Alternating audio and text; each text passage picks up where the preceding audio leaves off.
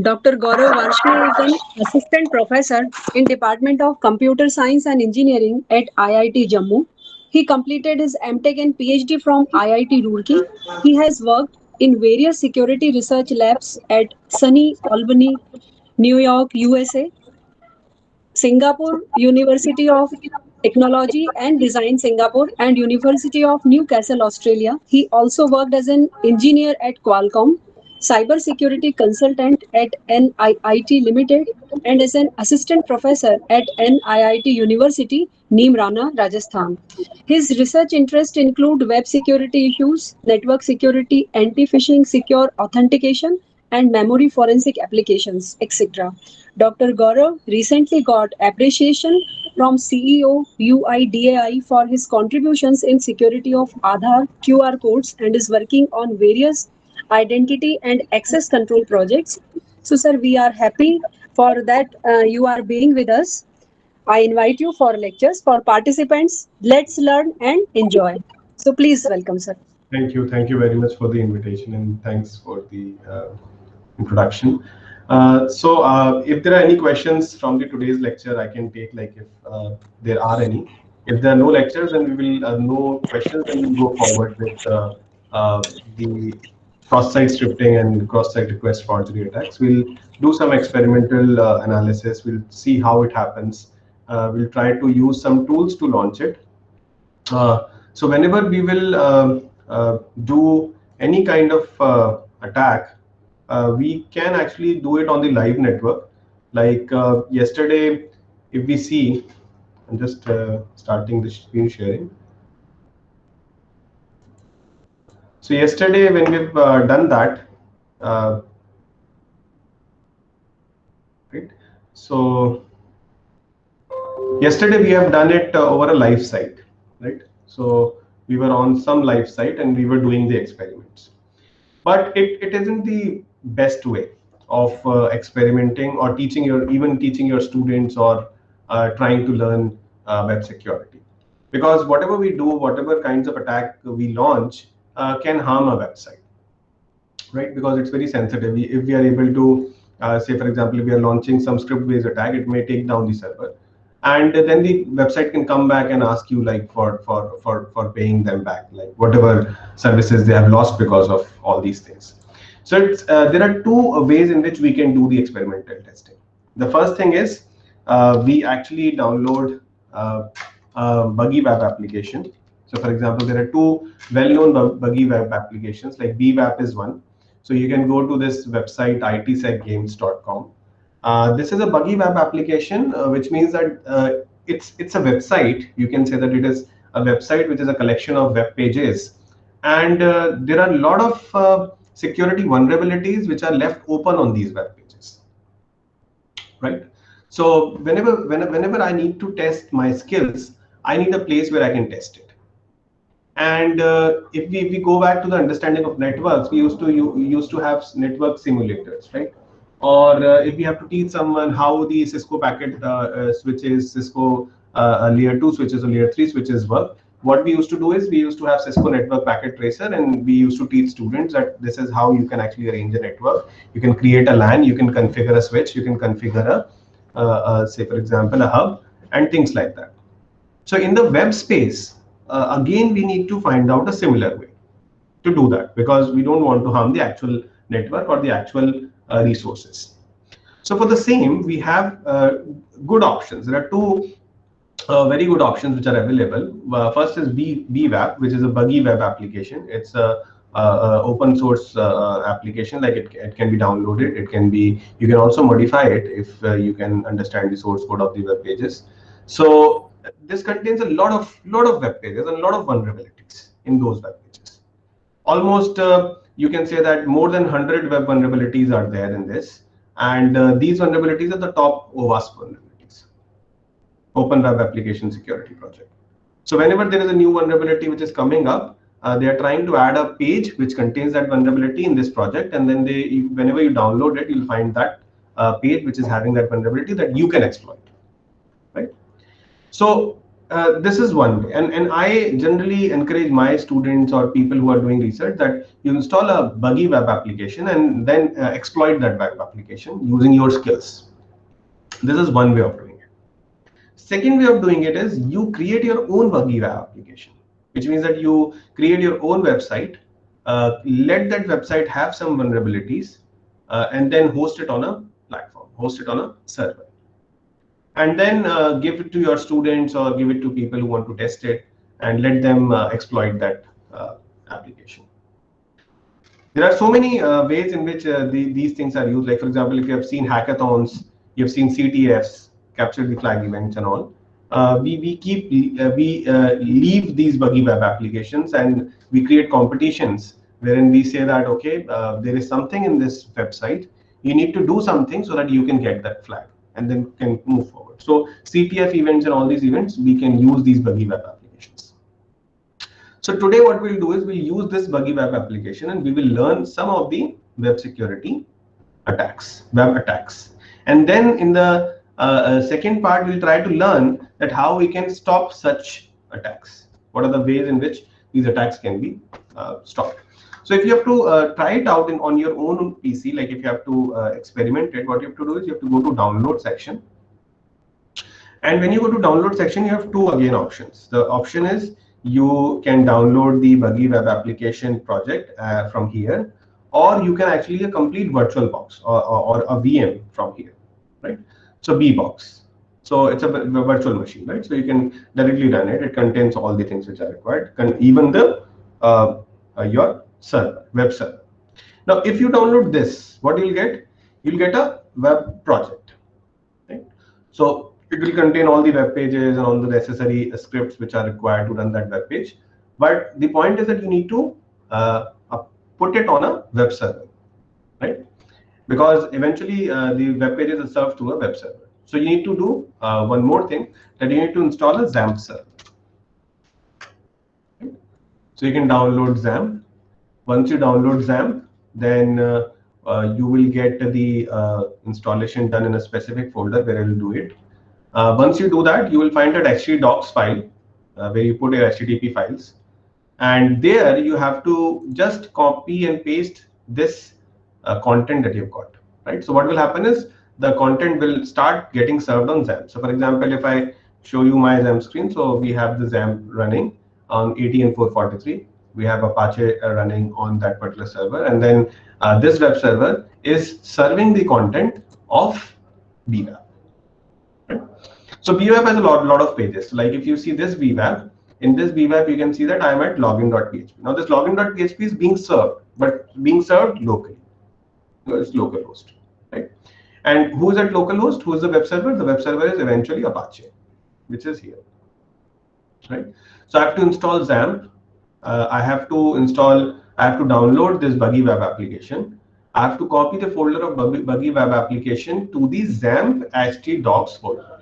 Once I do that, then I can provide the location of that folder. For example, localhost will take you to the htdocs, and then BWAP will take you to the BWAP folder that you have pasted in the htdocs, and then login.php is one of the files in this BWAP folder, right? That's how we traverse a specific resource. So localhost, again Apache, htdocs. In that you have copied BWAP. So this is BWAP. That the same folder. This folder contains a lot of web pages, and this is one of the web page, right? So it's being served on the localhost. Now, in this specific exercise, we'll learn two things. We'll learn three things exactly. The first is how we can actually break into websites when the websites do not have a CAPTCHA field set. So we have learned that websites need to have a CAPTCHA. If they don't have a CAPTCHA, people can crawl it, people can break it. And we'll try to see if we can use a web penetration testing tool to do the same thing, right?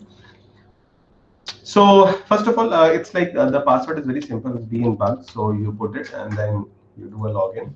So you get this login, and it contains a lot of web pages which contains specific attacks. So you can go here and you can see that, okay, I want to do HTML injection attack. So get me a page which can do that. So then you have a page which can do that attack, right? You have to understand how to do the attack, but the platform on which you can try that attack is available through VWAP, right? So now let's suppose if I want to do say cross-site scripting, right? Reflected. So I'm getting that page where there is a vulnerability of cross-site scripting. But I should know that what is cross-site scripting and how to launch that. That is up to the security researcher. But he don't need to go to a website to launch it. He can launch it on a buggy web application and learn that how it works. Right? So many things are there. And first of all, we'll learn first thing, then we'll go forward with the cross-site scripting, and then we'll go forward with the CSRF. We'll understand how it works theoretically, and then we'll see how it works practically in the real world. So first of all, first thing first, so we have said that it is required that the websites must have a CAPTCHA field setting, right? CAPTCHA field is required. CAPTCHA field should be a part of the login pages, so that automation of the username password or brute forcing of username password should not happen, right? So let us try that and understand why it is so.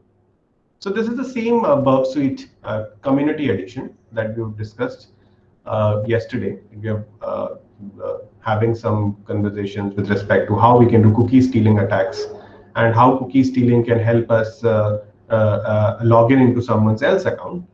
Now we are using the same tool to actually go forward and try to automate the login form task. So basically it's a login form and I want to automate someone's input into this form, but I want to automate it.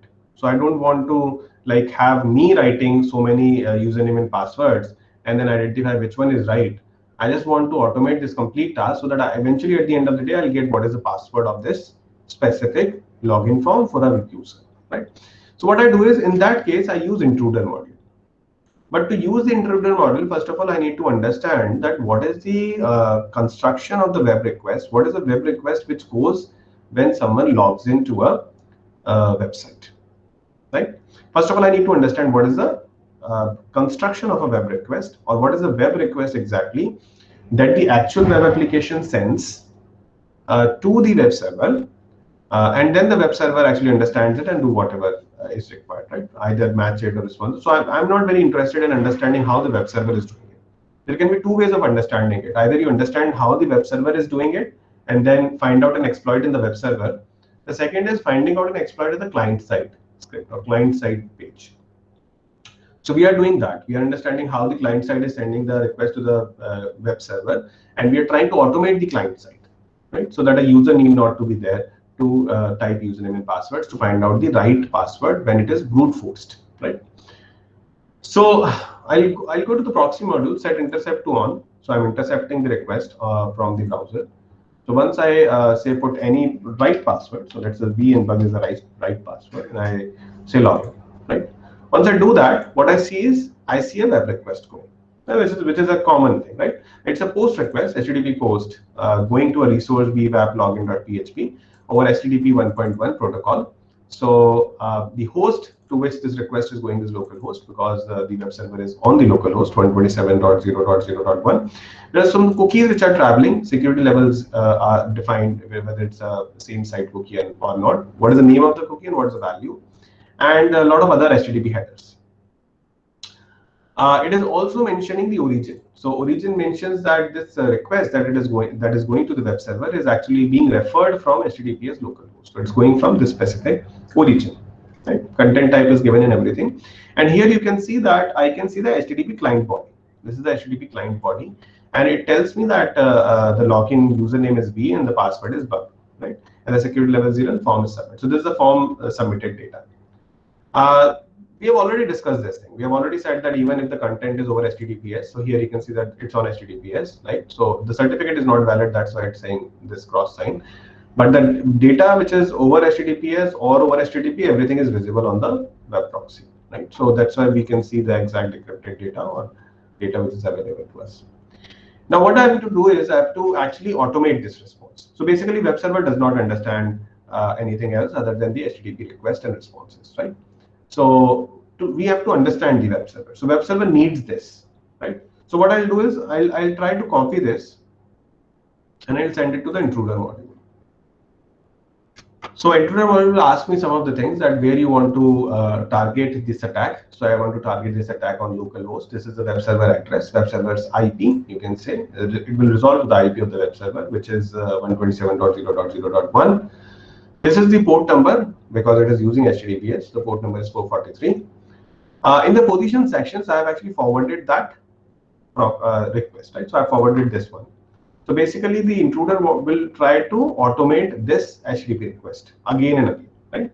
So there are so many places where we can have a variable, right? So here you can see that here I can have variables. So I can put a 0, I can put a 1, I can put a 2, I can put a 3, I can put anything, right? So this is one place where I can do some kind of automation. There's another place. So for example, I'm not interested in automating a username and password, but I'm interested in automating a PHP session ID, or I'm interested in automating a cookie value. So let's suppose that the cookie value is just 3 digits, then I can automate this cookie value and I can easily break the cookie. Right? Because one cookie will actually give me a login to user's account. That is the reason you never see a cookie which is very small. You always see cookies which is quite long characters because even if someone captures the request and if it gets the session ID, it cannot automate the task to get session ID of other sessions. Right? So it's quite long. So you cannot brute force it. But here I can see that there are 2 more, 3 more, 4 more things which can be automated, like which can be changed, like login username, password, security level, and the form actual action. Now, what I don't want to automate everything. I know that I cannot automate this. I know that I cannot. There is no point automating this. I know there is no point automating this. I know there is no point automating this because it's a form submit. So what I'll do is I'll take all of these things and I'll try to clear all the places where automation is enabled, right? So I've removed that. So I don't want automation there. I also don't want automation as a login username, right? Why I don't want? Because most of the times username is email IDs. So I know someone's email ID, so I'm not interested here as well. But I don't know his password. So basically, I'm not interested here. I'm okay if someone's username is pre-filled as it is in the request, but I don't know the password. So basically, I want to automate this task, right? So I want that whatever payload I decide should be automatically added to this specific place, right? Am I interested here? I'm not interested here. I'm not interested here as well because these things will be common in all the HTTP requests if it goes from the web page. The only thing that changes between users is the username and the password. I'm interested in breaking someone's password whose username is B, right? So that's the understanding of this request which I've created, the payload which I want to do. Now, what kind of payload I want to try? So I can try a set of payloads, right? So payload is the actual exact content that I want to get automated in this request, right? So let's suppose if I want to automate it as a brute force. So I can have anything. So I can have a simple list, which means that I'll provide a list to Burp Suite. Burp Suite will take one item from the list and add it to the position, payload position.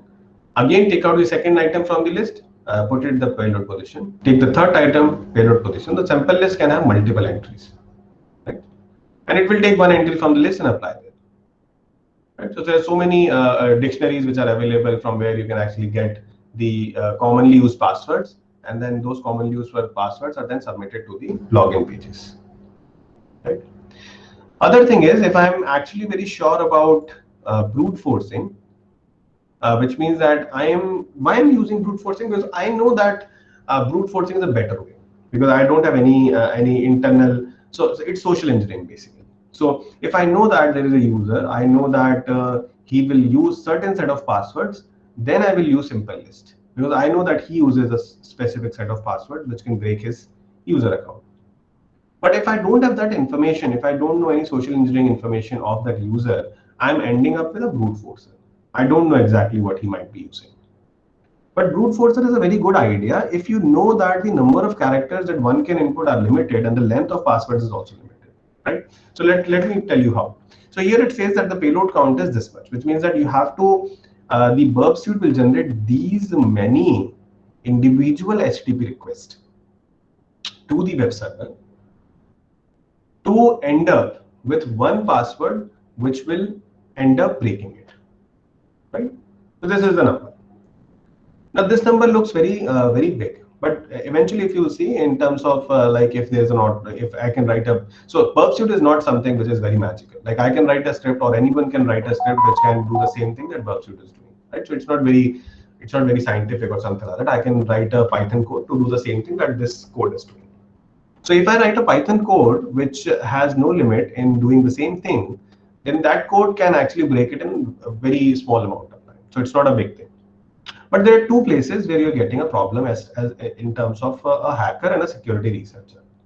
If you're a good security researcher, what you'll do is you'll put a count on the number of IP connections. We'll see in network security, we can start it today, that how you can limit the number of connections from a specific IP, or how you can count the number of connections or the burst of the connections from a single IP. And then if you see that there's a lot of burst of connections from a single IP, you disable that specific IP for a specific amount of time, so that someone who's doing this kind of attack can be stopped. Right? So no one can actually brute force 1 lakh, 16 lakh or whatever the number is, right? So the smart thing is not this. The smart thing is not just trying everything out to break a password. If I know that the number of characters are very limited, for example, I know that the user might choose B or might choose G or might choose U as the character set, right? And I can very surely say that the number of characters that the user will enter will be minimum 3 and maximum 3. This is because I know exactly in this case, right? So as you can see that I have reduced the payload count. Now it is 27. So the brute forcing can still work if you can actually pinpoint down the kind of passwords that one person will use, right? So I've reduced it to 27 because I know that the person chooses a 3-length password, which will always remain 3. But let's suppose if it is not 3, if it is 3 and then it can be 6, then the number of possibilities can be 1080 that are possible with the character set BG. Right? If I know that there is A as well that he can use, then the possibilities will increase, right? So if we can pinpoint down that what kind of password are possible, then I can actually use a brute forcer, because 27 firing 27 requests to a web server will not find it buggy, right? Web server will think that okay, it might be a normal thing. But if you try 5040 combinations in 1 second, then the web server will take you down for some time, right? So this is the smart thing that you need to understand. If you can do that, this is possible. Third thing is resource pool, and then options. So if there are any options that you want to apply, you can also do that. Error handling, attack results. Use denial of service mode, which means that you don't want to see the results, but you want to be very fast. You just want to store full payloads, whatever you're sending. You can do a lot of things which are available in this suite. Now, what we have to do? So we have the positions ready, this position. We have the payload ready with us. And now we have to automate it. So what we'll do is we'll start the attack. Okay. Because this is again there is a difference. This is a community edition, but if you buy a professional edition, the professional edition costs somewhere around 40,000 rupees per license. If you buy the professional edition, there's no rate limit on the speed at which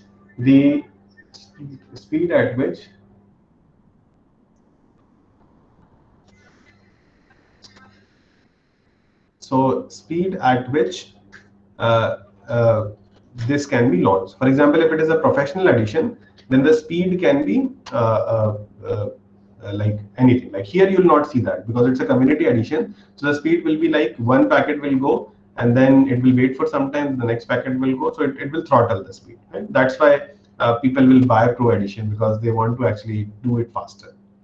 Okay, so I am launching it, so you can see it that we've started it, and it is trying all the payload combinations, right? Whatever payload combinations are possible, it is launching all the payload combinations. So one by one, it is trying all the payloads which are possible.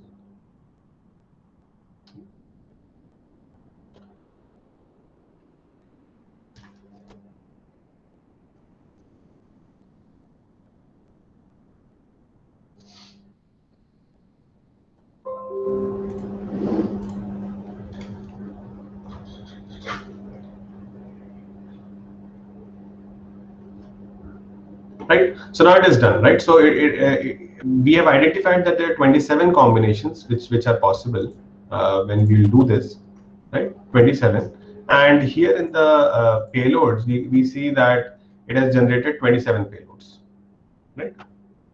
Now, how will I identify that which is the password, which is the correct password?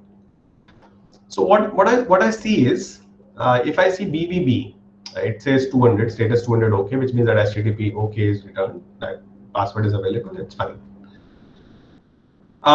In one of the successful requests, you will find the status code as 302, right?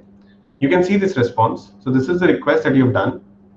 You've sent B as the login and the password as bug, right? So here you can see that here the automation is done. The same request is sent to the web server, but the password username was B and the password was UUG.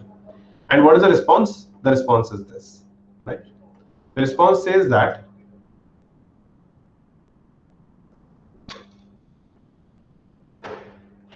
invalid credentials or user not activated, right? So this means that UUG is not the right password. But when I open bug, right, what I find? I find the set cookie header with PHP session ID because I've logged in fine, right? And I got HTTP 1.130 found, which means that I have found, the web server is returning that we have found a specific page with respect to the request that you have done, right? So this is the right password, but all these are not. So by running this specific attack, I'm able to identify that BUG is the right password for a person whose username is B. I can do both the things. I can use B as well and bug as well. So I can automate both the username and passwords. In both the cases, the HTTP status code will be changed. So one will be 302 and the other will be 302 as well, because in both the cases, when your username is correct, the response will be different. And when your password is correct, the response will be different. You can automate both the payload positions as well at the same time. So this is how we can actually break into someone's account by automating the web request using tools such as Bubsuite. Bubsuite is just an example, but even when you grow forward and you will try to develop more penetration testing tools, you will develop your own tool. You will not be using Bubsuite as such, because your own tool will be more will give you more flexibility as to what you can do. So this is one way in which you can actually see that why we actually always say that the web sites must always have a CAPTCHA enabled in them. Because if there is a CAPTCHA, then I can automate these things, but I cannot automate the CAPTCHA. I'm not sure what CAPTCHA will show. If it is 6-character CAPTCHA, I'm not very sure if I can see those 6 characters. So I'll try all the combinations. So the number of combinations will increase that I have to try to break into someone's account. And then the web server will also not return 302, because 302 will always be only be returned when the two things are right. For example, the username you can get as the email ID, the password you have to brute force, and the CAPTCHA as well you have to brute force. Right? But some of the places, if you see more securer sites, they do not allow you to actually have CAPTCHAs written down on the forms. They ask you to do something so that that cannot be automated. So it's like clicking on a button, finding out how many houses are there out of 10 pictures, how many pictures have a zebra crossing in them. Now these things are not automated. These things you cannot automate through a script. So that's why the CAPTCHAs play a very important part in improving the security of a website. Right? Any questions still here? Sir, I have one question. For the Gmail, they don't ask CAPTCHA, so they have some other technique. Yeah, there are two ways in which Google might be doing it. First of all, by knowing the right Gmail ID or right email ID, it is trying to reduce the number of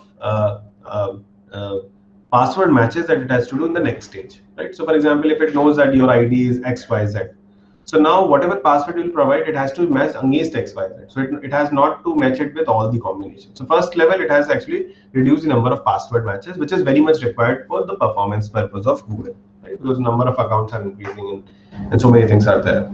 The second important thing is once at the very first level, it has been tested that someone knows the email ID. Then the second thing is he has to provide a password. Now, if you provide a password multiple times wrong, right? It starts giving you some CAPTCHA or asking you that are you not a bot? Like for example, when I've did this, if I do the same thing on Google's Gmail, like the same script which I've run, which I've actually executed on localhost, if I run it on Google, you will see that I will see a pop-up on my screen saying that prove that you're not a bot, because it has seen a web traffic from my machine which is anomalous, right? And the number of combinations that I need to try to break someone's password is not 27, because the passwords that one can choose can be characters, letters, can be special characters, and at certain point of time, you've seen websites asking it to be at least 6 characters long or 8 characters long. So the number of password combinations that one has to try through a script are very large. And when they're very large, the website has enough time to identify identify an anomalous communication.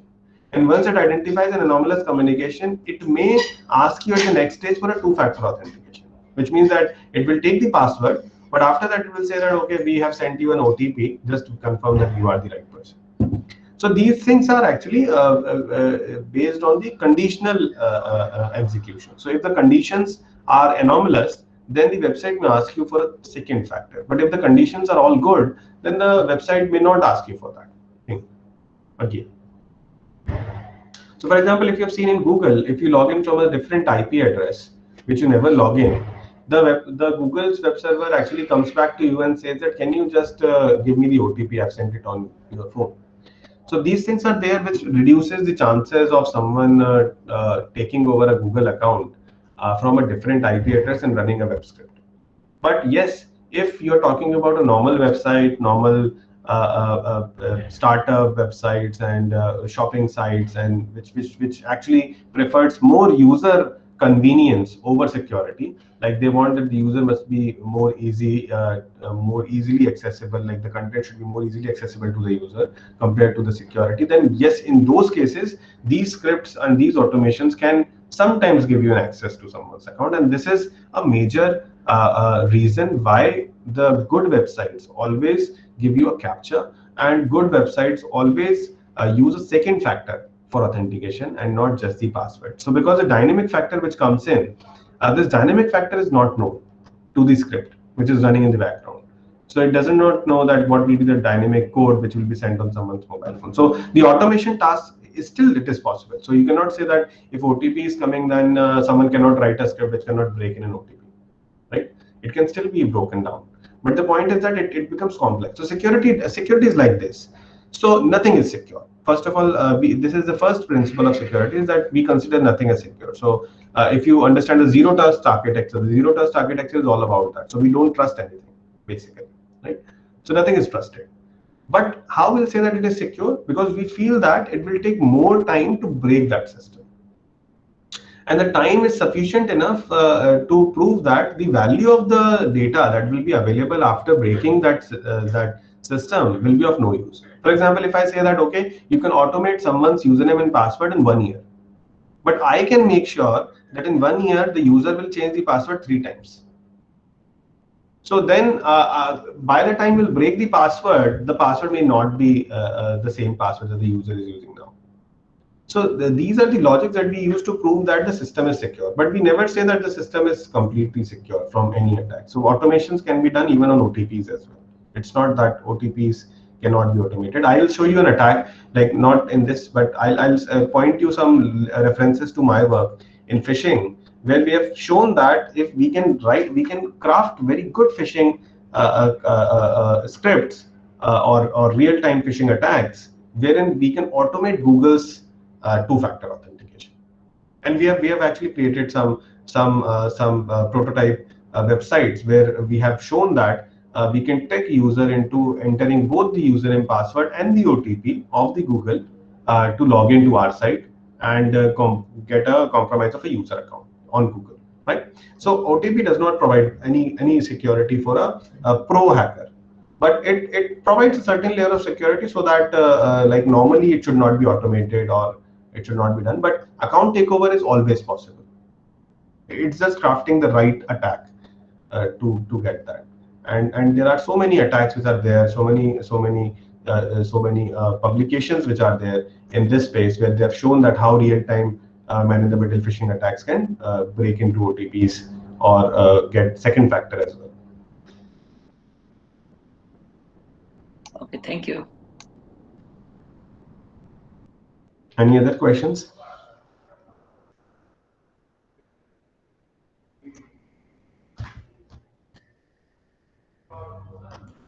Okay, so then we will start with another attack on the web, and it is cross-site scripting. Basically, if we try to understand this name itself tells a lot about this attack. It says cross-site scripting. Cross, read it as across. Site, read it as the site, and then scripting. Across the site scripting is cross-site scripting. So you're not the site, which means that you're not the owner of that site. You're across it. So across the site, and you're scripting on that website. Scripting means any kind of script, JavaScript that you can run on that site. So basically, you're not owner of that site, but you found out a vulnerability which can allow you to write a script or execute a script on that site. Once you can do that, that is cross-site scripting. So basically, anything wherein you have a privileged access to someone's website to write a script is cross-site script. So it's not like one attack. It's like a set of attacks where you can script on a site when you are not an owner of that website, right? So it's a code injection attack basically. So you inject a script code to a site, and then that script code executes on the website and then cause a harm. Now, the whole idea of cross-site scripting is, if you see majorly it is the vulnerabilities in the web development, which causes cross-site scripting. So it's not exactly you cannot say that it's a vulnerability in the server it's a vulnerability in the execution. It's a vulnerability in the web developer's understanding of a web page, right? Mostly caused by spurious inputs, right? So let's suppose if I've given a search box to you, and whatever you write in search box, I actually reflect it back in my response. Right? So HTTP request, in the HTTP request in the client body, I take whatever you have given in the search box. This goes to the web server. The web server does some tasks, search out some things, whatever is required, and maybe return back the same thing in the HTTP response client body. The HTTP response client body is rendered by the browser.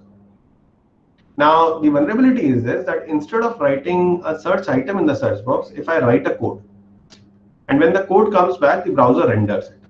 Browser does not understand that it is a code or it's a text. Once browser sees that it's a code, browser executes it. And if browser executes it, then browser compromises the security of the user. And we'll see that how it works, how it happens, right? So now there are three parties which are involved in this cross-site scripting. There is one which is site. There is a second person which is across the site, and there is a third person which is using that site. So the person who's using that site is a victim of cross-site scripting. The person who's across the site is the attacker, and then the site is a site which is having a vulnerability, allowing an attacker to do cross-site scripting. Right? So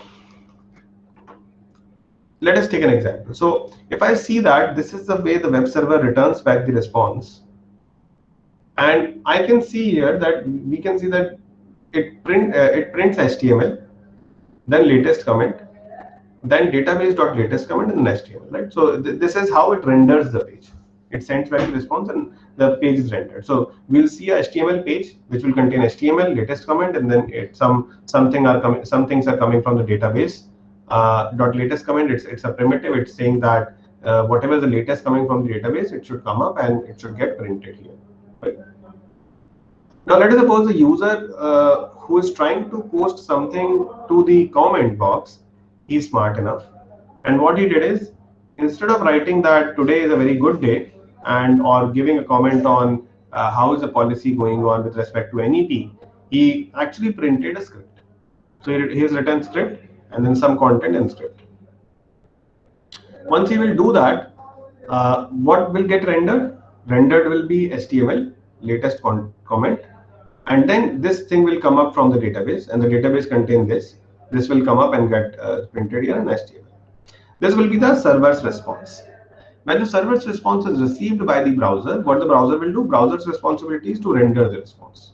Right? We have seen that whatever comes back in the client body, like if you see here, if you go to proxy, and if you go to history, and if you see any example like here, localhost, so for example, this response. So the response contains HTML, right? This is a HTTP response body. And whatever comes up, what's the responsibility of the browser? The browser takes out the information from here, and then whatever information is in HTML is rendered, right? So in this rendering part, I can write something, right? So I can write here script, right? Like here script is written. I can write the same script which I'm trying to show here. Right? So if the rendering contains this script, what the browser will do? Browser will execute that script. Now, is this what the website wanted? Website never wanted to run a script on someone's browser. But because someone knows that there is a vulnerability, so that he can actually enter a script in the search box or in the comment box and get it executed on the website, he has actually identified and exploited a cross-site scripting vulnerability, right? But it is important to understand why there is a cross-site scripting vulnerability and why we always focus on the scripting part. Right? Because scripting is the major reason why this vulnerability is actually successful. You use a lot of JavaScript, and I've actually yesterday told that it is not very good to use JavaScript inline, right? And we still use a lot of inline JavaScript. If you see a normal web developer, he will not give any focus to inline JavaScript or not inline JavaScript. He is interested in just getting the work done. So the inline JavaScript is actually the problem, right? So the inline JavaScript, which is there, can work in a good way, can also work in a bad way as well, right? So using JavaScript, you can do a lot of things. You can do cookie theft. We have seen that you can actually write document.cookie in the script file, and then you can get the cookie of that user, which is stored in the browser. You can do key logging using JavaScript, right? So you can just add a key event listener in the JavaScript, and then whatever user types on that browser, on that web page, you can get exactly whatever he has typed, right? You can do phishing. You can actually use a script to actually get the user directed to some other website, right? These all things are possible. Now, why this is possible? Because these have to be used in a right way, right? That's why they are possible. Because key logging is used whenever you type something on the browser. Sometimes the websites try to see what you have typed, and based on that gives you recommendations. Whatever you type, it's taken back and is actually sent to the server. So that's why key logging is required. Cookie theft, again, cookie is required because sometimes the websites need to take out the cookie and understand who is the user to serve them ads, right?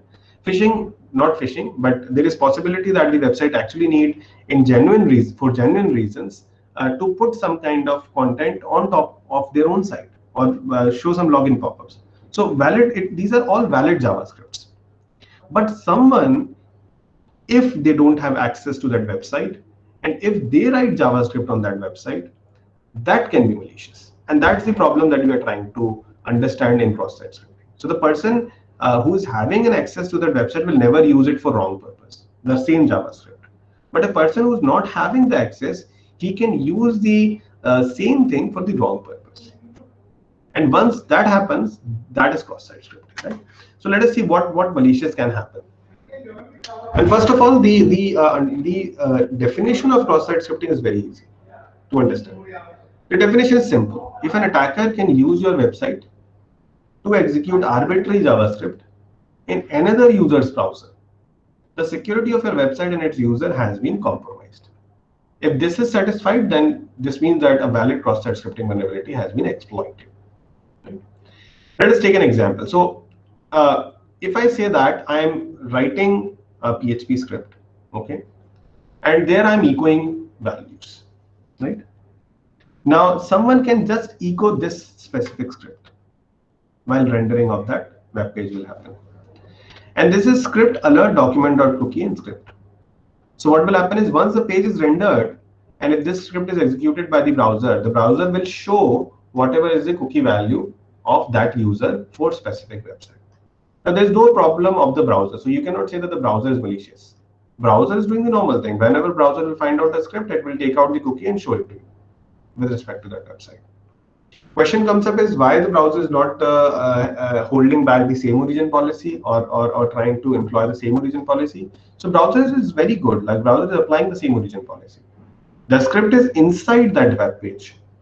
the same web page which is running on a specific domain. So browser cannot discriminate that this content is coming from an attacker, this content is coming from a website. So it is not the browser's responsibility to solve this problem. It's the responsibility of the website owner to solve that no script should be added by a attacker. We'll see that how we can solve it, but let's understand how it happens. So there are actors in XSS. So you can see that there is a website, there's a victim and the attacker. There's a website database from where some content comes up. There is a victim, normal user, and the attacker is there, which is creating all the fuss by adding a script to the web page. First of all, we'll take an example, and then we will do an experiment. We'll do a trial of the same thing. So what's happening? So here you can see that there is an attacker, and he is logged into a website.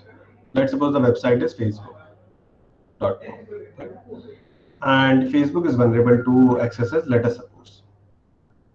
In the Facebook comment box, the user writes back a script.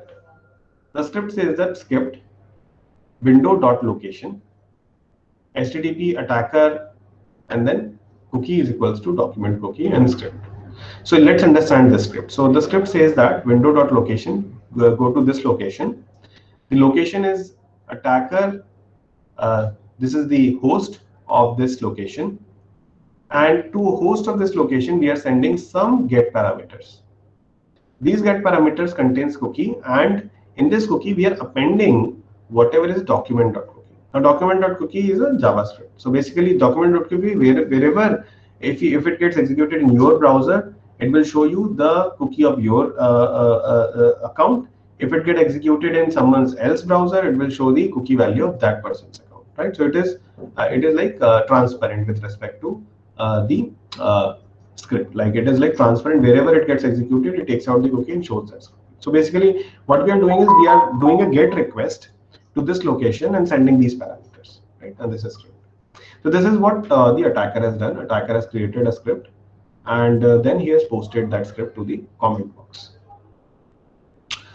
Now what will happen? So after today, tomorrow, normal user comes in, and he is now interested in visiting his Facebook image that he has posted, and he wants to see what all comments were there from all the users. He opened that site. The site, when he opened the site, what he'll do? He'll do a GET request. He'll do a GET request to the website and will try to fetch the latest comment. When he'll try to fetch the latest comment, it will go to the website, web server. The web server will have a policy that how it renders the page. It renders the page like this, HTML, because it has to be understood by the browser. Then the content, latest comment, and then it takes out whatever the latest comment posted yesterday on the, say, for example, image, has to be fetched and then HTML closed. And this response is sent back to the browser, on which the victim is opening that web page.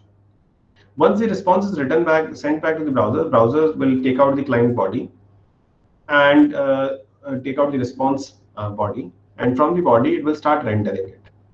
So what it will render? It will render latest comment, script, window.location this. So what the browser will do? Again, the browser responsibility is to load the content. So this is the same context that we have seen in domain.a.com and domain.b.com, right? So this is domain.a.com website, and this is domain.b.com. Now, the browser will do a request to domain.b.com on behalf of domain.a.com. So this request will go as a GET request to HTTP attacker.com, so for example, with the GET data, which is cookie sensitive data. Now, once the attacker will find out this GET request, it will take out whatever is the GET parameters in the request, and then it will have access to the cookie of the user. So now you can see that the experiments that we have done, or the examples that we have seen yesterday, where we are trying to install a proxy to get someone's cookie, we are able to get the same cookie using cross-site scripting. So using cross-site scripting, I am able to get the cookie of users. Now the question is, why cross-site scripting is so so intense vulnerability or so much valued vulnerability. Like if you see Google's highly paid bugs or the bug bounties, you will find out that Google pays very high bounties on two attacks on web. The first one is cross-site scripting, and the second attack is CSRF, which is cross-site request forgery. Cross-site scripting is very much highly valued and paid, because if you see this scenario, if I'm able to do a cross-site scripting of this level, not only I will find out the cookie of this user, but I will find out the cookie of all users who will load this page. So let's suppose if I find out a cross-site scripting vulnerability in the Google's login page or home page, and if I can embed a script, if 1 million users download that page or open that page in their browsers, I will get 1 million cookies at the same time, right? Which means that I'll compromise almost all the accounts if I can actually launch a successful cross-site scripting vulnerability on someone's website. Now, this is one of the kind of cross-site scripting which we call it as persistent accesses or stored accesses. We call it persistent or stored because whatever you're storing in the database is persistent. Until and unless an admin identifies that, okay, this is a spurious input or this is a spurious entry in the database, the attack will continue to persist. And because the script which is being loaded in the browsers of other victims is actually stored in the website's database, it's also known as stored accesses. So this is a very severe vulnerability in websites if it is there. Now let us take an example of the same. Right? We'll take an example as we have code. So on this site, I'll log in first of all.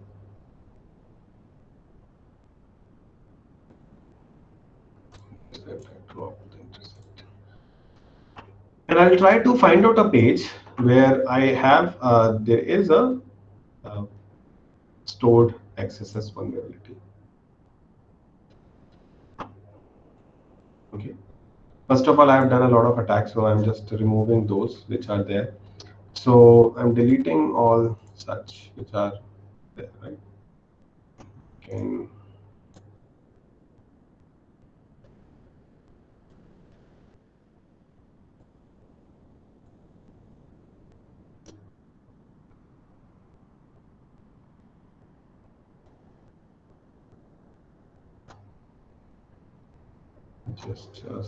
Just see what is there.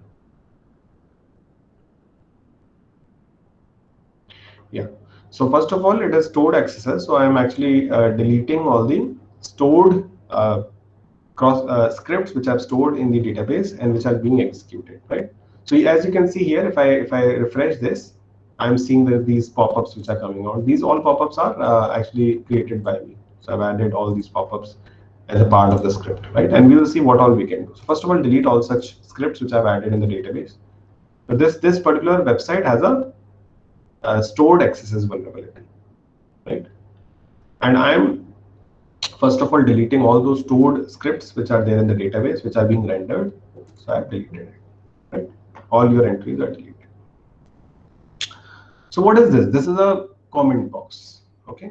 So I'll write in comment box that IIT-DAVV is doing a workshop. This is a comment, okay? And I've submitted it.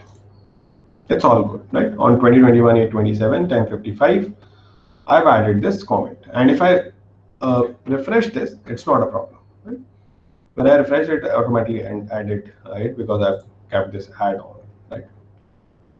So now what I have to do is I have to be notorious, right? I have to make it like a stored accesses. So what I'll do is I'll try to, instead I am a notorious student. So I'll do one thing. I know that there is a stored accesses vulnerability. So what I'll do is I'll add a script tag and I'll alert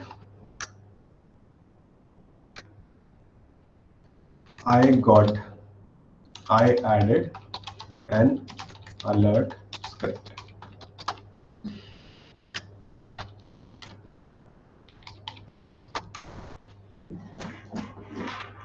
Once I do that, I can see that it is being executed. I added an alert script. Right? Why it's getting executed? It's getting executed because this data is being stored in the database, and then it is coming back in the response and is rendered. Right? So if I again try refreshing it, I'll see I did it. Because data is coming back and it's again getting rendered. If you want to see it, you can see it as well. For example, if I try to put intercept on, and if I do a refresh, right, I can see it here. Right. So once I forward it, I'll just action to intercept responses request and forward. Right. So this is the response that I'm getting back, and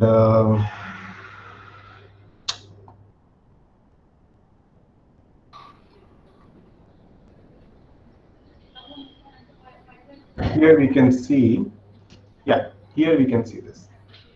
This is the response which is coming back from the server with the same script tags added, which I've added in the database in the comment. Right? So you can see it here, you can see it here. You can see it here as well, that what I've entered in the comment box. ITDV is doing the workshop. This is also there. Right? This is also there. So the rendering of the page is happening by, at the browser end. And the browser is identifying that there are two script tags which are there. So it's executing it as normal scripts. Right? Now what all we can do with it? So first of all, disable this intercept. Okay. And I'm deleting the entries. Right. Again, adding one entry. So I can do more better things. Right. What I can do? I can see what is the cookie of this user. Right. So alert document.cookie.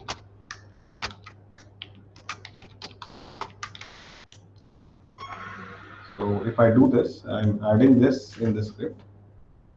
Submit. So I can see what is the cookie stored for this user. So this is the exact value of the PHP session ID, which is valid for the user, and I can get it. Right? So this is one thing which I can do. Right? So once I've added that, what will happen is whoever will open it, it's not just me. So if this stored access vulnerability is in the database, whoever will open this will see the cookie of the user.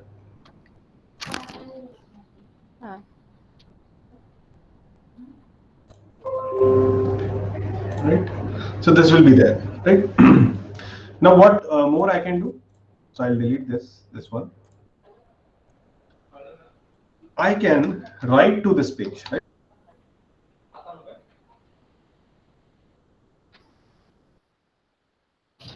Writing a comment to it, but I'm trying to modify this page if I can do that. Right?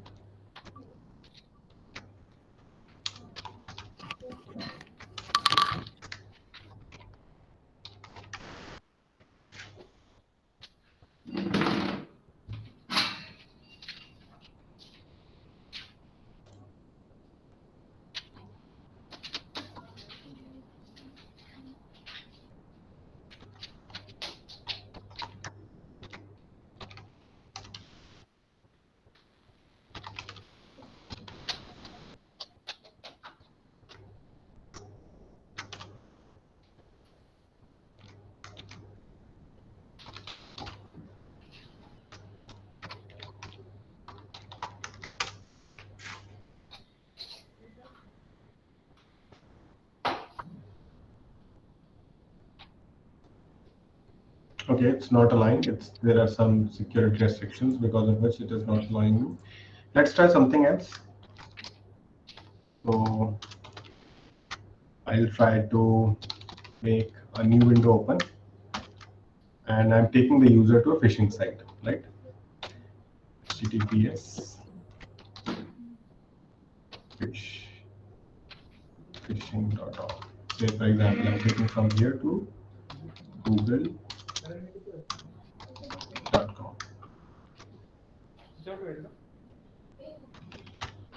Right? So once someone will open this web page, they will be redirected to a Google page, right?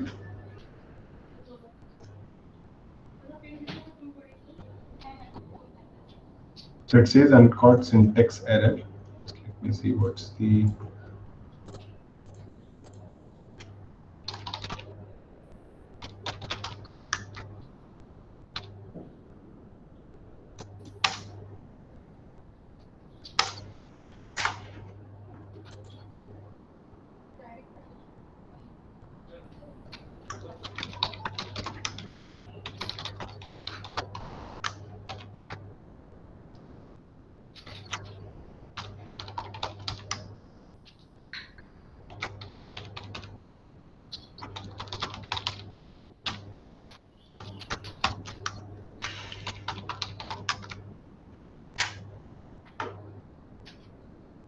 Yeah.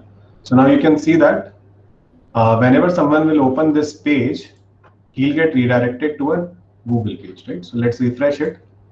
See, he got redirected to a Google page, right? So this is like causing the user to load a phishing web page, right? So instead of providing the URL of Google, I could have provided the URL of a page which looks exactly similar to the page that I'm targeting, and I'll open a login page. So that whenever user will refresh it, he'll go to a login page asking for a username and password. I can also cause prompt or pop-ups on the page by injecting a script. What additionally I can do? So I have now I can see the cookie. I can I can open a new web page. What more I can do?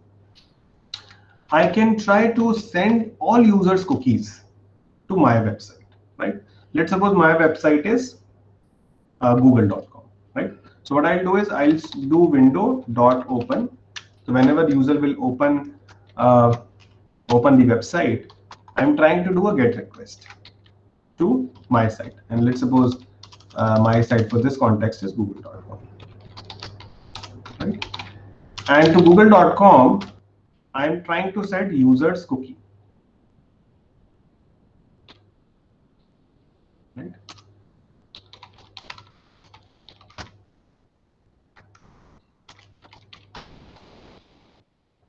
This is what I've done. First of all, let me copy this, Control C, and delete all others, else it will be very clumsy. So I'll delete all the entries and then add this entry. Right? So what I'm doing is whenever someone will open this website, I'm trying to open a web page, google.com. Let us suppose this is my page where I have access to this page. And to this page, I'm attaching the user's cookie in the get parameters, right? So now if I'll submit it, now you can see here, google.com, security level 0, PHP session ID this. Now let us suppose if I have access to this domain, google.com, I can fetch everyone's cookie because whenever the person will load this web page in their own browser, they will do HTTP request, get request to my server. And then I can get everyone's cookie. Not only everyone's cookie, I can actually add an event listener, key event listener, and from there I can actually transfer whatever user is typing in their keyboards back to my server, and I can maybe create a spyware, something like that. So there are a lot of spywares that we hear about that, which are able to get things that we are doing on the browsers, and so these all are coming from vulnerabilities which are there in the websites. But these vulnerabilities are not never like exposed. Like there are vulnerabilities, but people will not tell you that there is a vulnerability because they're very difficult to identify. And till the time they're not identified, people will keep using these vulnerabilities for good, for their good or for someone else's good. So there's so many powerful things one can do with these scripts if they're able to run scripts on someone else's website. And these are some of the examples which shows how much strong a stored accesses can be. And why they're getting executed? Because they're getting executed because they're in the same origin. They're executing in the same origin, right? That's why they're getting executed. Any questions still here?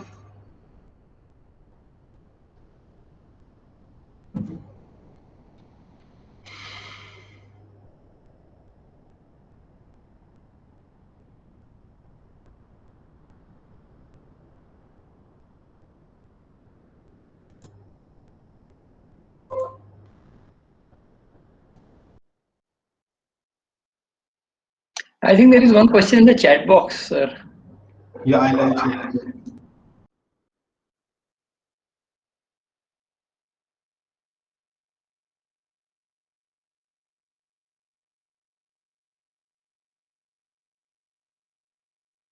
Is it necessary that we can use Burp software on domain where we have right first scanning? Yes, actually, it's very much necessary. So, so in India, maybe we are not very much into the IT security laws and things like that. But in foreign countries, like if in US, you try to run Burp Suite on someone's website, and if he can track down your IP, he can always come back and file a lawsuit saying that the services of the website are hampered because of you running Burp Suite or trying to do any vulnerability analysis. So it is very much necessary that we must have permissions on the websites on which we are doing the any security scanning. Most of the times, this penetration testing or application of any vulnerability analysis is done on a mutual understanding between the website owner and the penetration tester. So there are so many penetration testing Indian companies which are there. The website owner goes to that Indian company, says that I want to know if there are any vulnerabilities in my site. These website owner have a lot of tools, Burp Suite, and more sophisticated tools. Burp Suite is not very sophisticated, but it's very good tool. So they use those sophisticated tools and find out vulnerabilities, report it to the website owner, they fix it. But now the website owner is not interested if someone is running Burp Suite on their website because they have already had a service for security. So they can come back and say that, okay, why you're running that? My services are affected.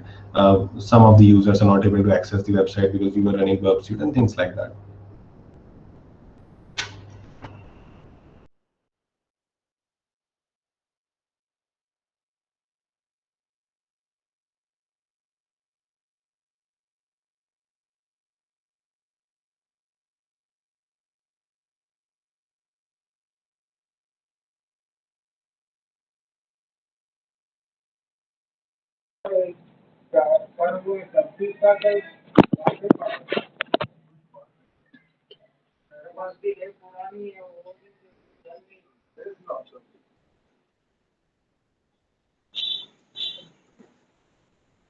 I think, is there any connection in, is there any problem how sir is presenting?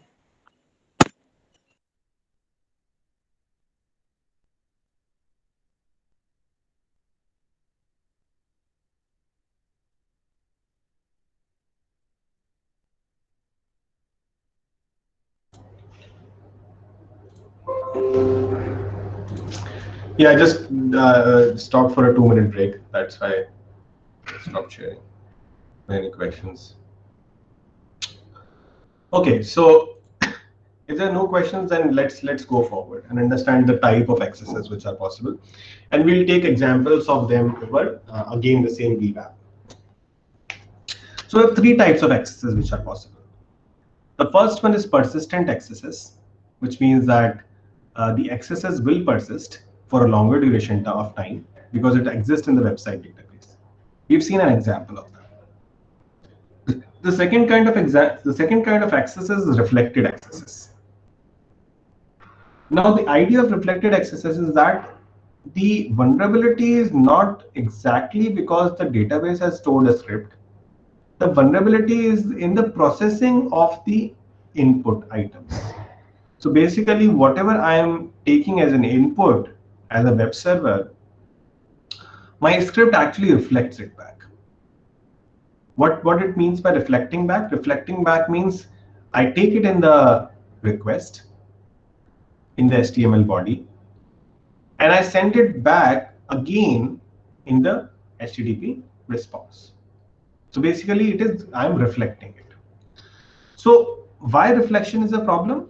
Because if I can reflect a spurious code from user's input, user can type any input, right? So if we see the trust factor on web, or we see the trust model on web, we always consider user as non-trusted. Right? User is not trusted in this web architecture because user can do anything. User can type anything. We find browser as semi-trusted because we also do not consider browser as completely trusted. Browser is semi-trusted because browser can have a plugin installed which can have access to certain details, which can modify a request. Browsers can actually be spurious, malicious as well, modified. So the user is completely non-trustworthy. So when it is non-trustworthy, it can enter anything in the input. And when it can enter anything in the input, and if you are reflecting it back, you are reflecting it on your ownership to the web browser, causing a script given by the user being executed in privileged mode. So this is the story of reflected accesses. Third accesses is difficult to understand. It is DOM-based accesses. So basically, the difference between reflected accesses and DOM-based accesses is very little, very small.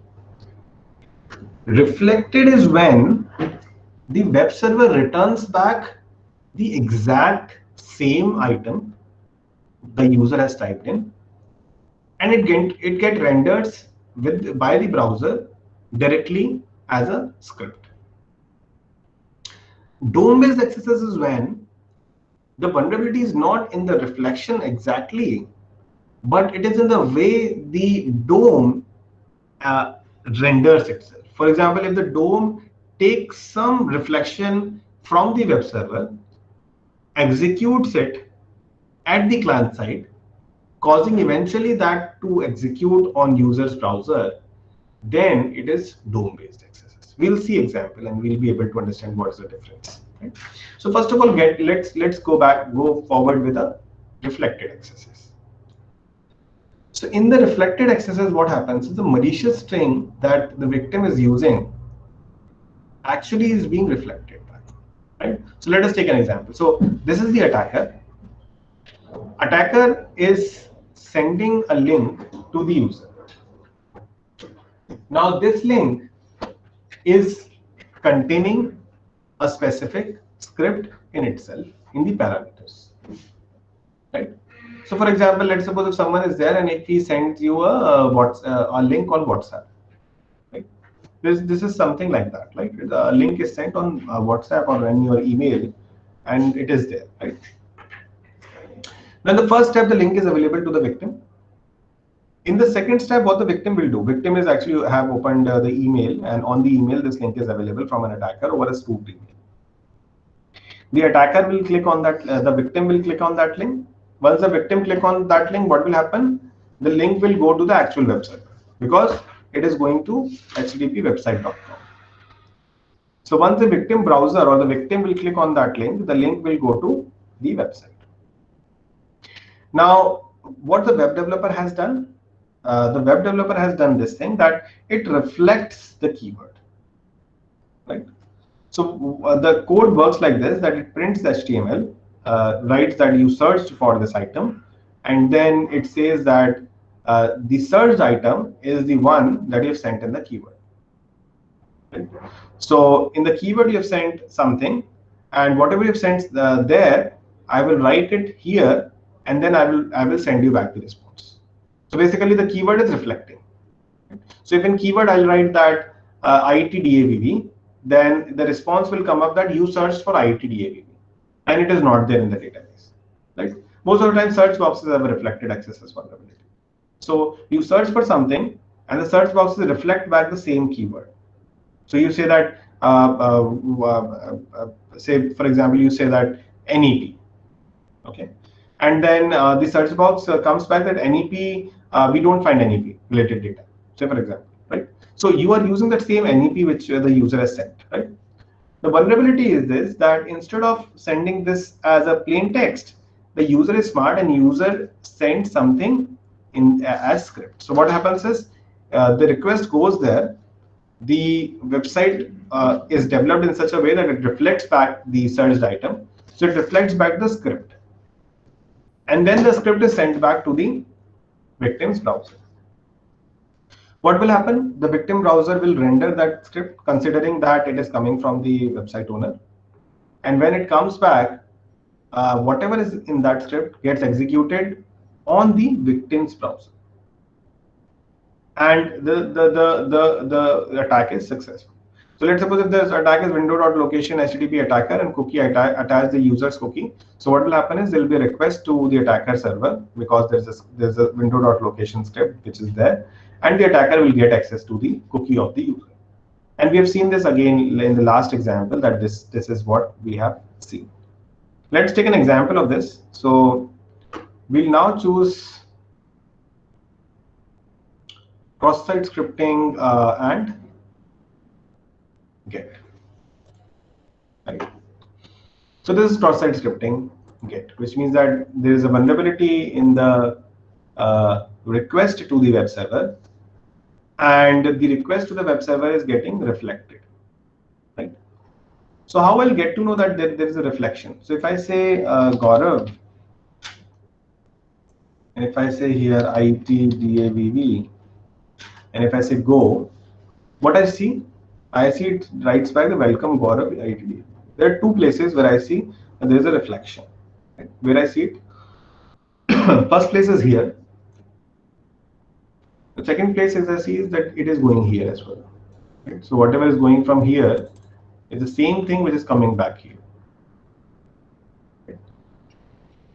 Now what I will do is, if I can see that the reflection is there, let's suppose if I type triple IT, and if I say God, I do a go, triple IT Gaurav. Right? So I can see that there is a reflection. I can see the reflection as well by firing burp suite as well. So if I fire intercept on, if I say Gaurav triple IIT, say if I write this, I say go, I see that there is a request which is going, right? So I forward this, right? And in the HTTP history, I have to go to the last request. I see that there is a response. Welcome Gaurav IIT, right?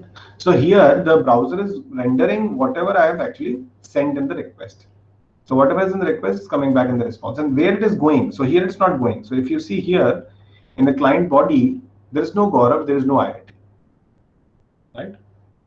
So where it's going? It's going the get request as a parameter. So here it is going get to this URL, to this resource. This is the first parameter, and this is the second parameter. And whatever is going in the parameter is coming back in the HTTP response.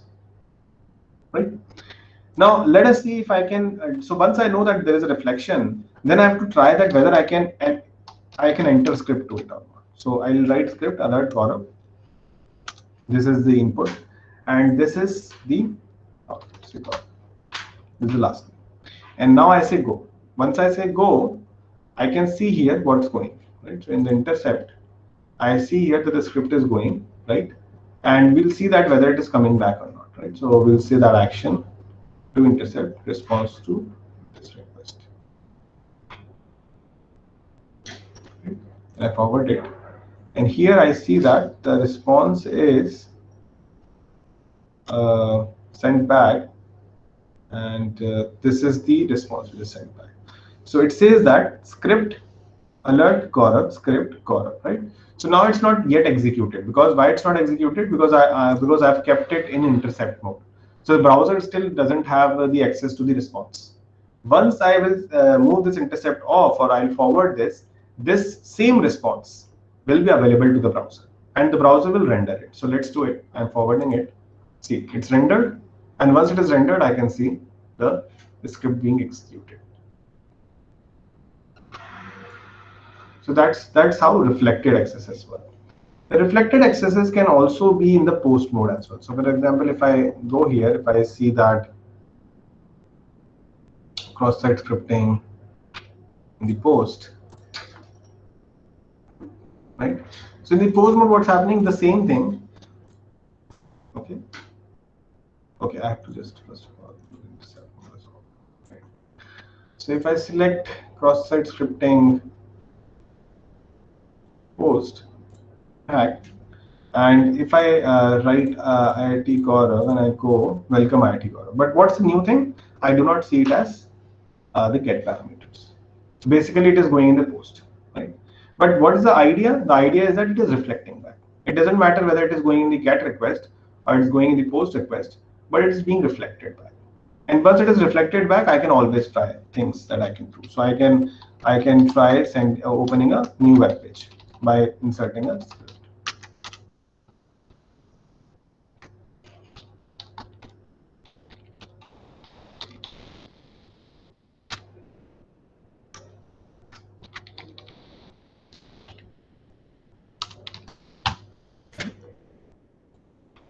So see, I can open a new web page, Google.com, because I can insert the script to this page. There can be more things that you can do with reflected access. The reflected access is not just by just doing a GET or POST. There can be peculiar XSS as well, right? Let's take this example. This is a more better understanding of the DOM, right? So you have to understand the DOM, right? What kind of structure of DOM is, right? So if I inspect this DOM, and if I go to the elements,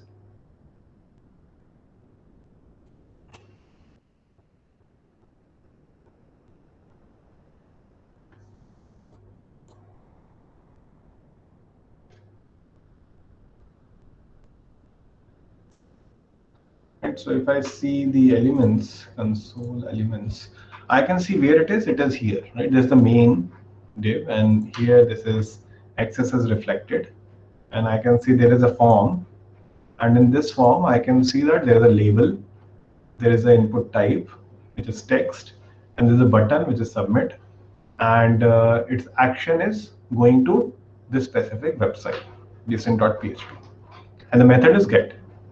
Right? So everything is going in the get parameters, right? Now this is the page, right? I'll try to write something. Say Gaurav, I'll try to write Gaurav. Then where I'll find it? If I go here, I see that this is the structure. So this is being reflected, and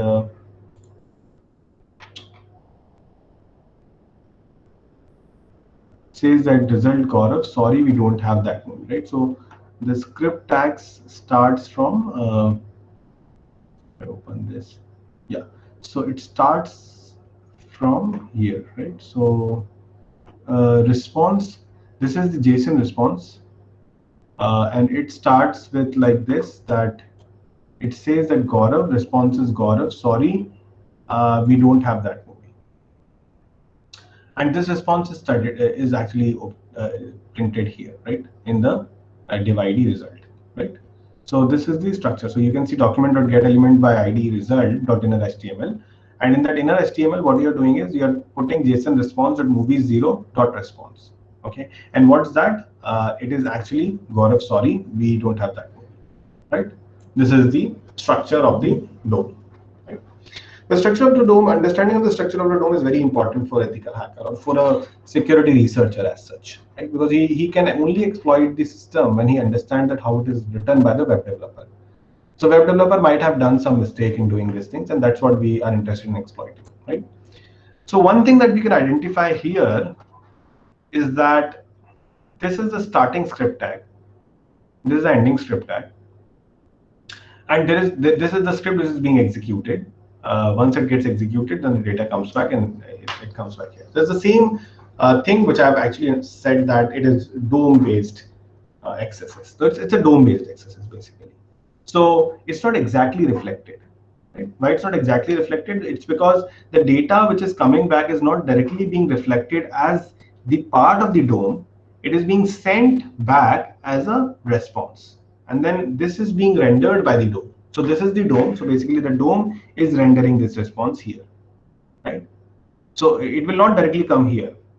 It will be first rendered by the DOM, and then it will get printed here. Right? So it's a DOM-based access. Basically, the structure of the DOM is very important.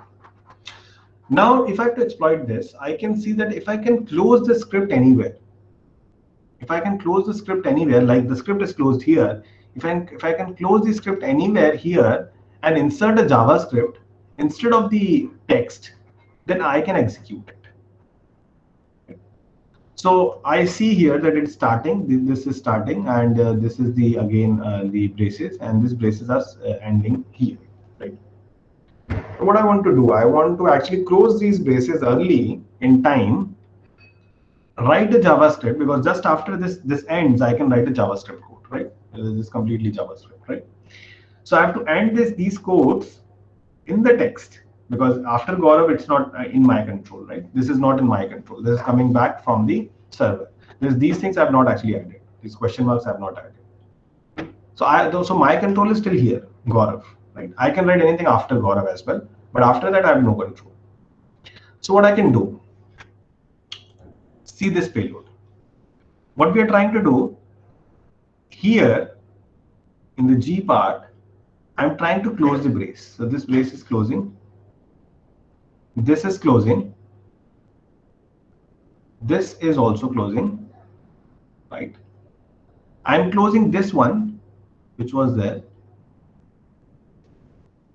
I'm closing this particular sentence in between. So it's a complete sentence, but I'm closing it in between.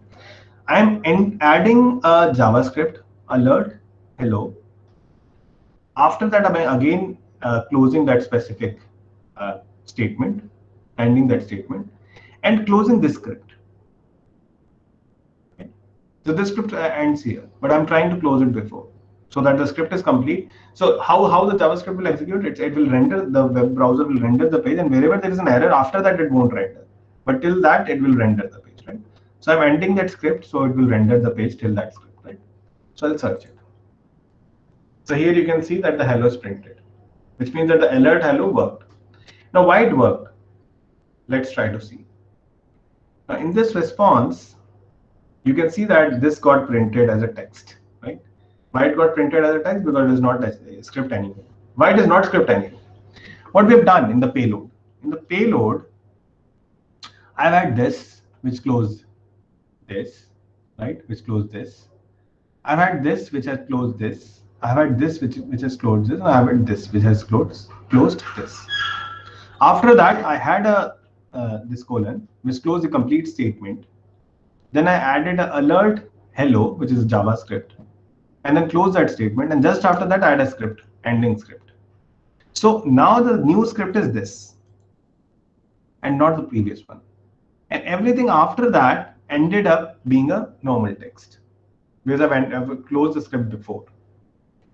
And that's why it got printed here as an error.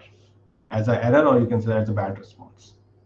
So you can see that by knowing the structure of the DOM, by knowing how the DOM is being rendered by the website, I'm able to exploit that vulnerability. Right?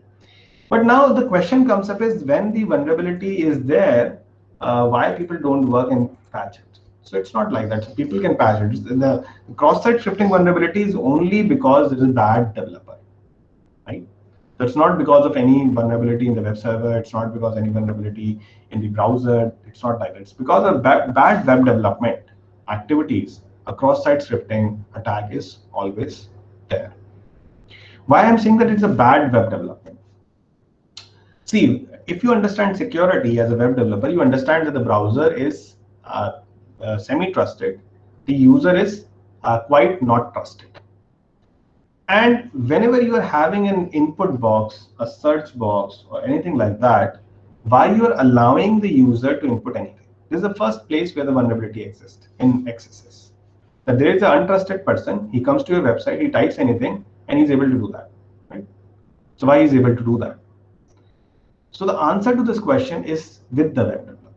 That whenever the user is trying to enter, an untrusted person is trying to interact with your website, if you understand the threat model, it's an untrusted party interacting with an API, interacting with an input place, then you should always do input validation.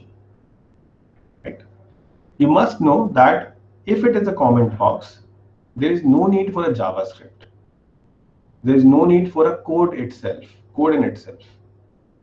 It has to be a complete plain text, which will have some building blocks, which includes characters, which can include, for example, letters, which can include numbers, but it should not include anything which is not that.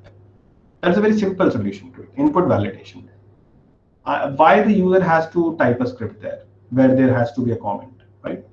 Why you're allowing the user to have a document dot domain? Why there is a dot which is needed? Like most of the input boxes don't allow you to add a dot, right? Why there is a dot needed in a comment, right? So it might be ending of a statement, so dot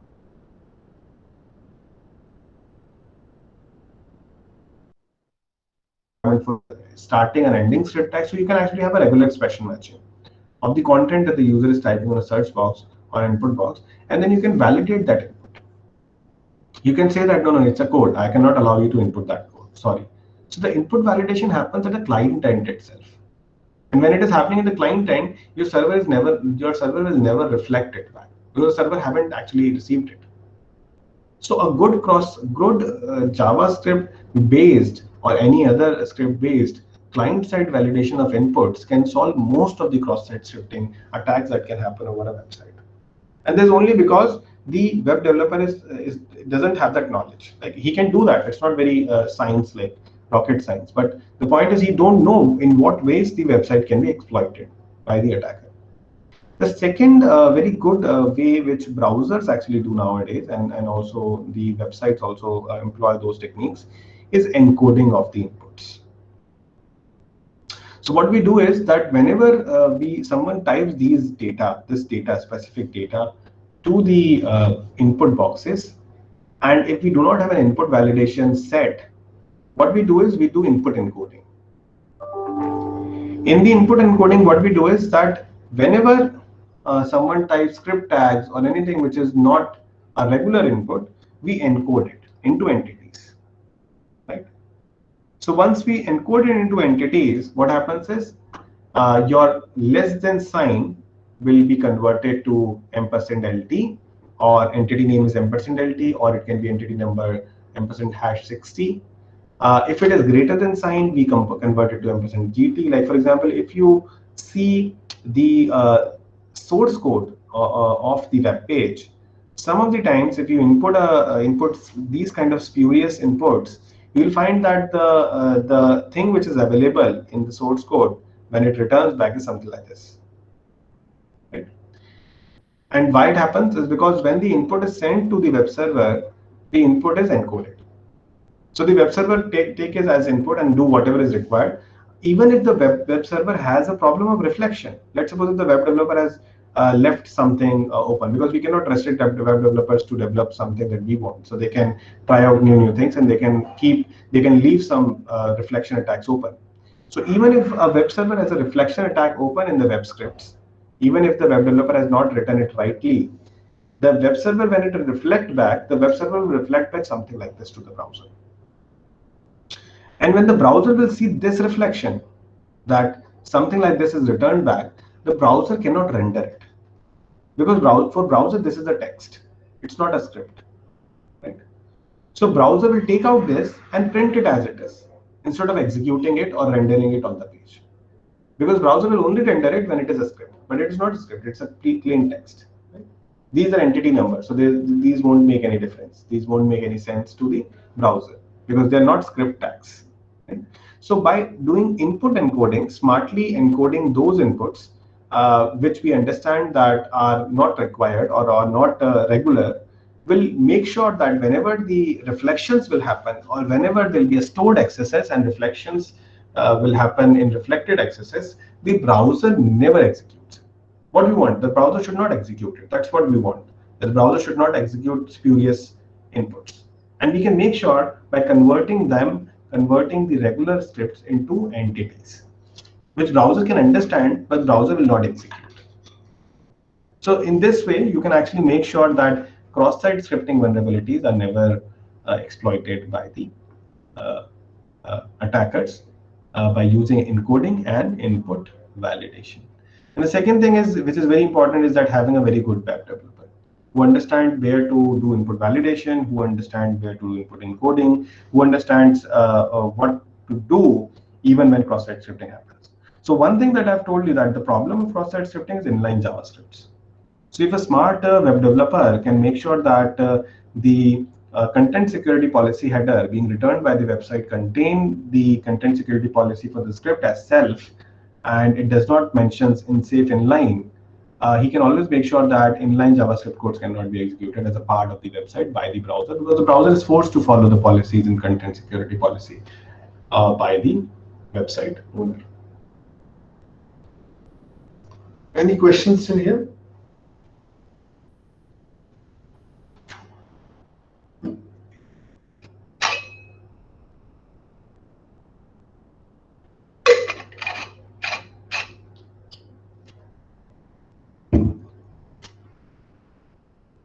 Any questions? Okay, so now we'll come back to cross-site request forgery. Again, a very important application layer attack. Cross-site request forgery is somewhat different from cross-site scripting, right? Again, if you read this thing easily, you will be able to identify what it means. Cross-site request forgery. Read cross as across the site request forgery. So basically, you are across the site. You're not the site, but you're doing a request, which is a forged request, right? So you are doing across the site a forged request to a website. When you do that, this attack is known as cross-site request forgery. Why it is a major attack? This is a major attack only because of cookies. So if you understand cross-site request forgery, the major reason it is possible is because of the stored cookies in the browser.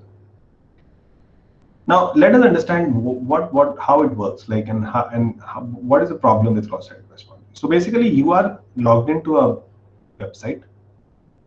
You have a cookie stored for that website, auto login cookie, say for example, or session cookie.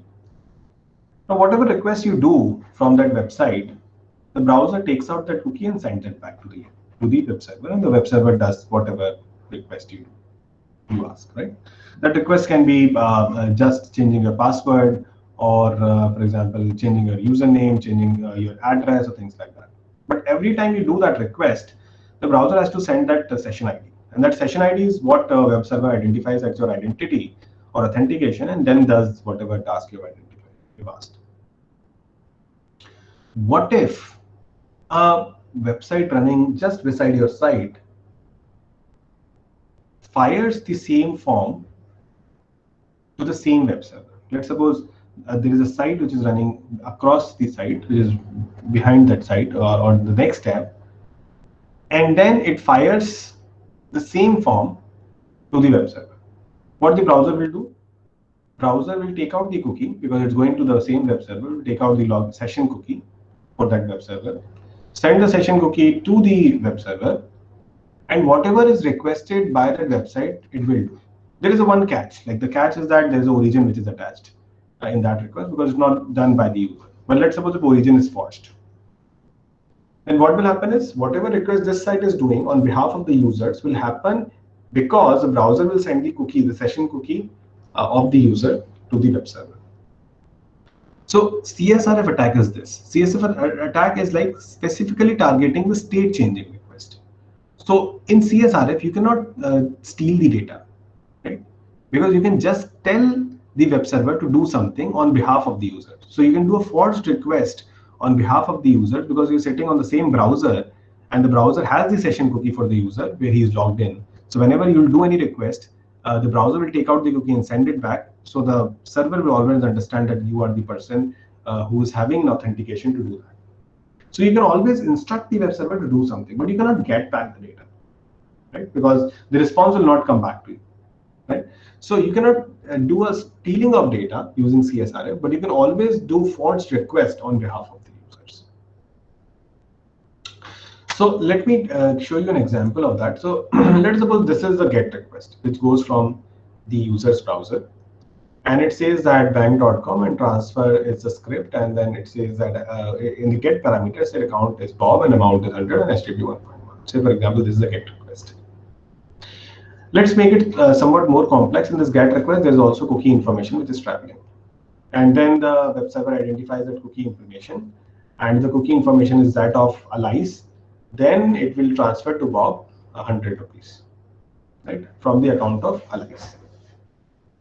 Now there is a website which is running just beside this website on the same browser. And it also does the same request, this request.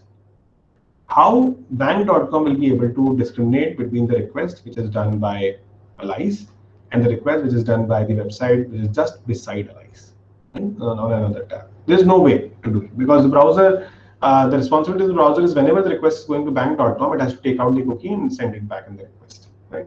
So bank.com has no way to identify who is Allies and who is the website just beside Allies and doing this request. So by knowing this vulnerability, any other attacker, say for example, the attacker is Maria. Maria can do one thing, that Maria can create the same request from a site which is opened up in the same browser, but change the account number to Maria, an amount to be something like that, but also attach the cookies, because cookies will automatically be attached by the browser. And then make sure that that Allies click that link on his own browser. So once the Allies clicks that link on his own browser, the request will go to bank.com, the cookie of Allies will go, but the account number of Maria is mentioned, so the amount will be transferred to Maria instead of Bob. Now, this looks to be a very simple attack, or this looks to be very much like whether this attack is possible or not. But let me tell you, in 2014-15 time, this is one of the very severe attacks. And even I myself submitted a vulnerability to Google in 2015 sometime, wherein we have tried to log out to the. I don't know. So basically, this vulnerability, we have reported a vulnerability wherein like we can create a link and we can send it to someone. Once that person clicks on that link, he'll get logged out from the accounts which are logged in over Google. So this link can be sent on anything. Like if you send the link on WhatsApp or you send the link on Gmail, once a person clicks on that link, he gets logged out. So how it's getting logged out is a cross-site request. It's a cross-site request which is going, and this cross-site request is requesting Google to log them out from their accounts, right? So this cross-site request can be as simple as logging out someone from their account, or as complex as doing a state-changing request, which means liking a post on Facebook. So you click on that link. If you're logged in on Facebook, you click on that link, and suddenly it happens that you have liked someone's page, but you have not liked it because you don't know that you have liked it. So sending unsolicited email with HTML content and planting an exploit URL script is the best way to exploit a cross-site request forgery vulnerability. And it is again one of the highly paid vulnerabilities in the web application security area, because once you can find out a cross-site request forgery, you can actually do a state-changing request on behalf of any user across the site. Like for example, if there are 1 million users, and you can identify a cross-site request forgery vulnerability, say, which is liking a page, someone's page. When you send the link to all these users, and if they're already logged into a website and they click on that link, they will automatically like everyone's pages, but they don't know that they've liked it. So you can do any state-changing request in that manner to get access to someone's account. I think it's good to stop here for some queries, if there are any.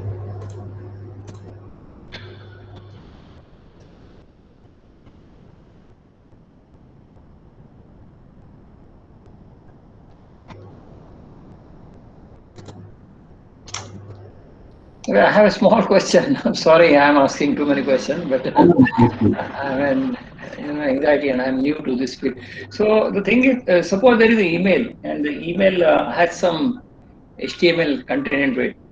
Just opening the email will not execute the thing, or will it execute? Just opening the email and then discarding. Yeah, just opening the email can execute.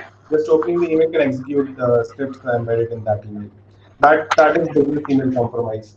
So most of the business email compromises will happen by just opening the mail, not even clicking on any link. Once you open the email, the script can execute.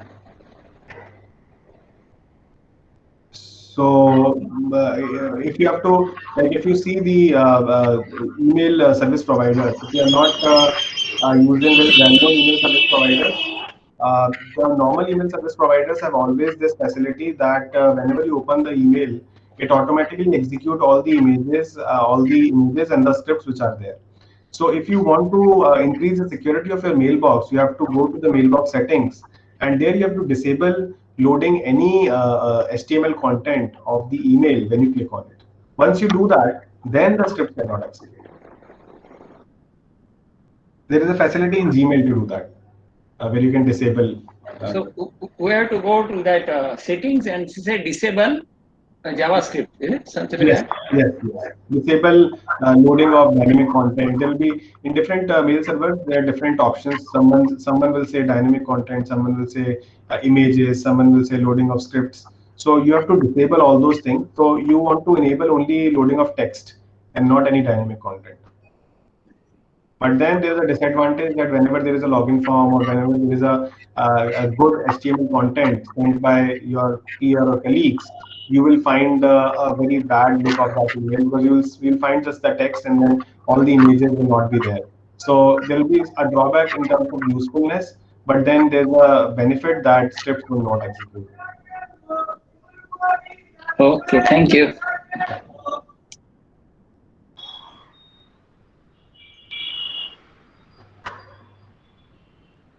Is anybody else is having questions?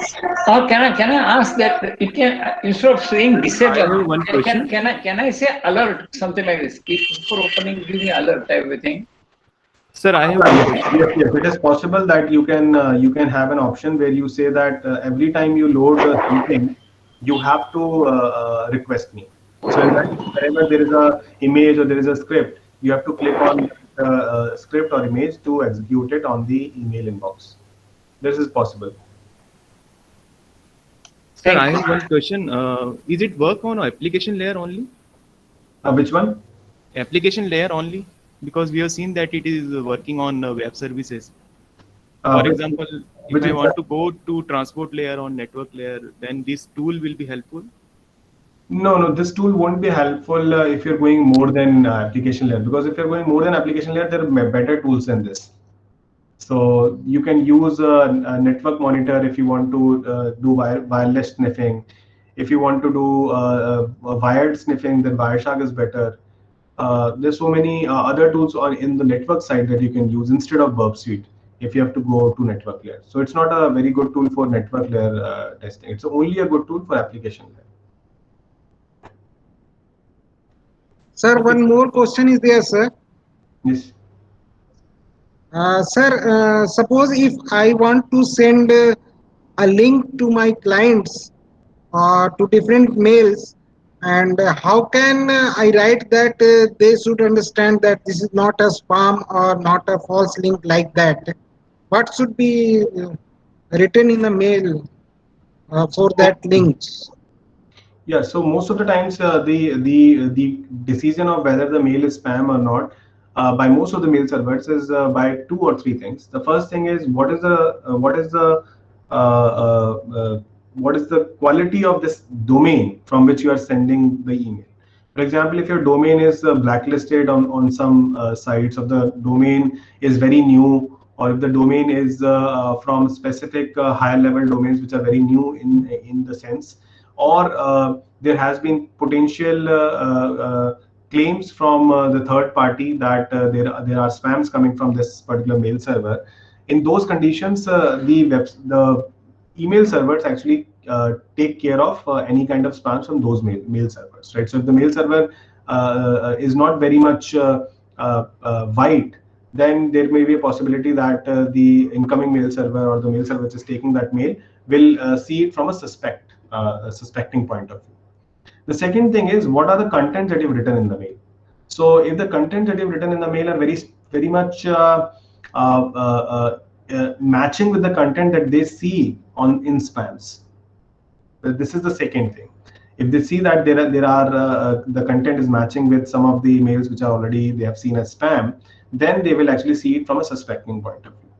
The third thing is, if they see some kind of HTML content which is spurious, some kind of scripts which they've seen as spurious. There are so many links in that particular mail. There are links which are taking to sites which are phishing or which are not normal. In that case, also they see it as suspecting. So if these three things are there in an email that you're sending, and if the incoming mail server see it as a problem, then there can be there can be cases where it is actually flagged as spam. To solve that problem, there are 2-3 things that we can do.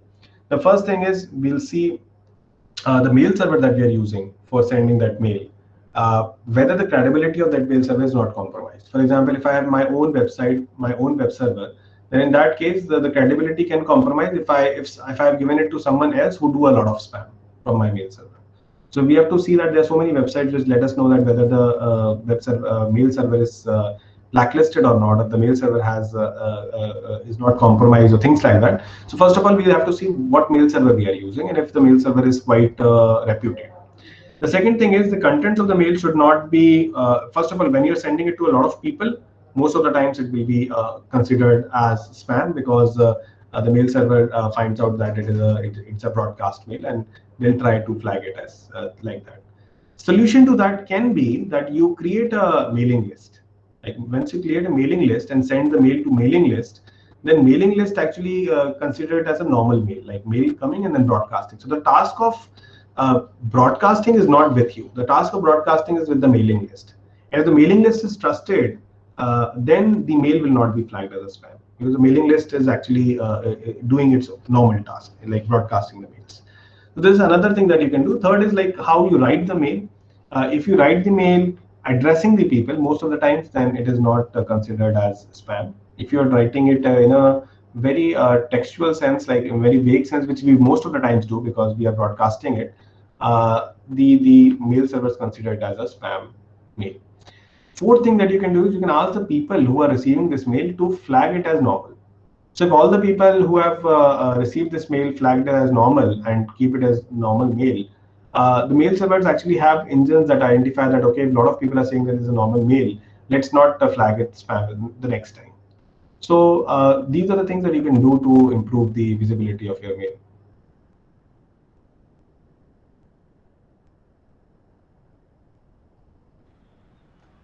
Sir, we can create mailing list in Gmail also.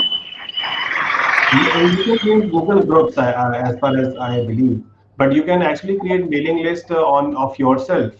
There are so many open source softwares which are available. If you have an admin team with you, they can actually configure a mailing list in your organization, and then all of you can use that mailing list to send and receive emails across Google or any other service provider. And Mailman is one of the examples. You can use Mailman in your organization to configure a mailing list.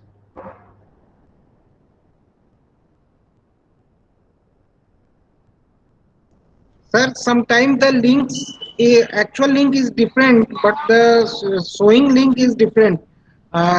In case of LinkedIn, like that, if we post a link in LinkedIn, LinkedIn always change the original link. And in this type of case, how could I judge that this is a right link or a wrong link? Yeah, this is because when you upload some content on LinkedIn or some other platform, they do not actually post your content. They load the content on their servers and then they post the content. So when they load it on their servers, they create the links which refer to the location on their servers instead of a content which is coming from a third party. So that's why the link changes, and that's why the link becomes LinkedIn or something like that. So it's pretty normal to have that, and it will still remain your normal content. The only thing is the place from where it is referred is changed.